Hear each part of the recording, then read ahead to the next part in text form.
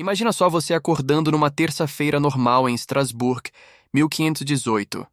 O sol bate na sua janela, você toma seu café da manhã, ou o que eles chamavam de café naquela época, e sai para a rua.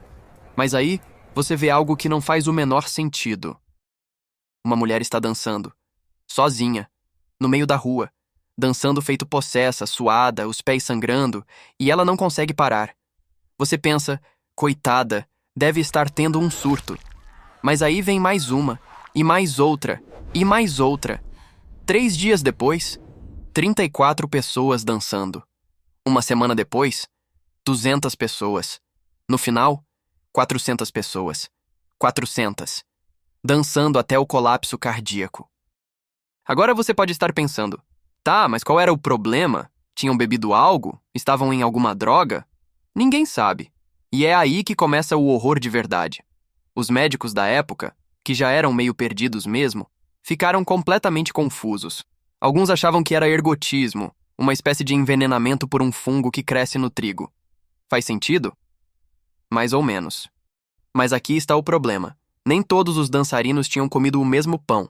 Alguns eram ricos, alguns pobres, alguns comiam em casa, outros na rua, outros médicos, e aqui fica meio assustador, achavam que era uma possessão demoníaca, que Deus estava castigando a cidade por seus pecados, e sabe qual era a cura que eles propunham? Mais dança. Sim, você leu certo. Eles contratavam músicos para tocar o tempo todo, porque achavam que os dançarinos precisavam dançar o demônio para fora. Era como um exorcismo, mas com ritmo. E sabe o que aconteceu? Mais pessoas começaram a dançar, porque aparentemente ver 400 pessoas dançando até morrer é um convite aberto para você também começar. Mas espera aí, porque tem uma teoria que circulava na época, e que ainda circula em alguns lugares, que era muito mais sinistra do que um simples fungo no pão. A teoria era que a dança era um castigo divino, que Deus estava furioso com Estrasburgo por causa de seus pecados. E qual era o pecado? Depende de quem você perguntava. Alguns padres diziam que era porque a cidade era muito luxuriosa, muito sensual, muito pecaminosa.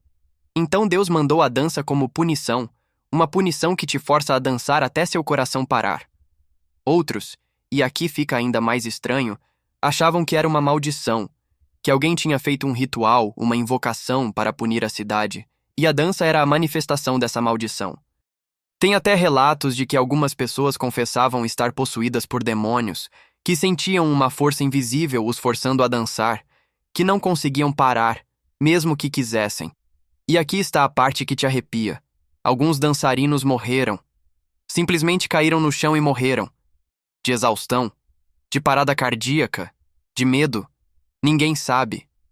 Mas o que sabemos é que entre julho e setembro de 1518, pelo menos 34 pessoas morreram dançando. 34 pessoas. Dançando até a morte. Então vira uma bola de neve. Porque quanto mais pessoas dançam, mais pessoas vêm dançando. E mais pessoas acham que precisam dançar também.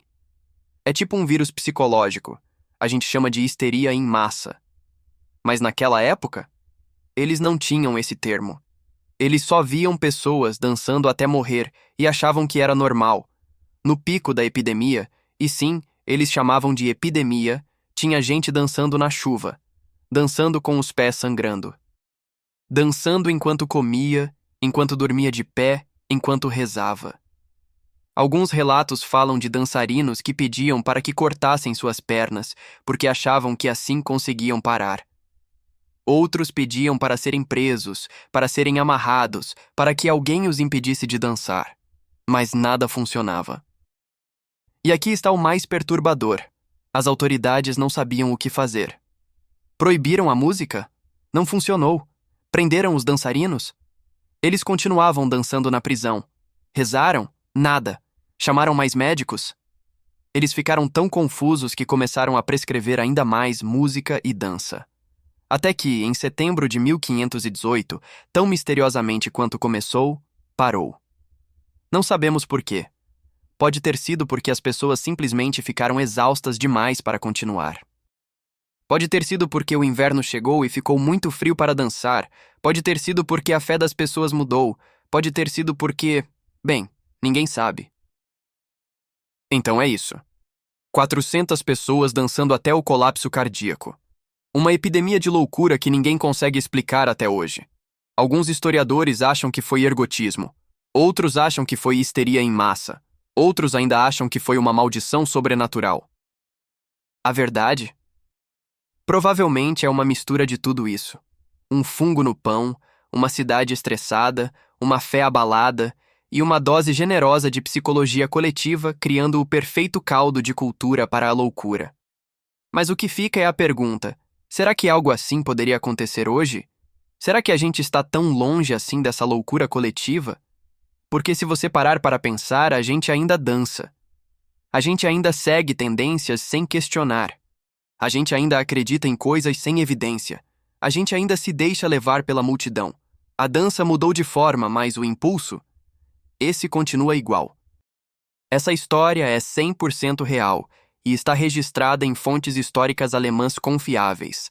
Documentos da época, relatos médicos e crônicas de Strasbourg comprovam cada detalhe dessa loucura coletiva. Se você achou essa história tão perturbadora quanto eu, segue a gente aqui no canal porque toda semana a gente traz histórias reais que vão fazer você questionar tudo o que você pensa que sabe sobre a humanidade.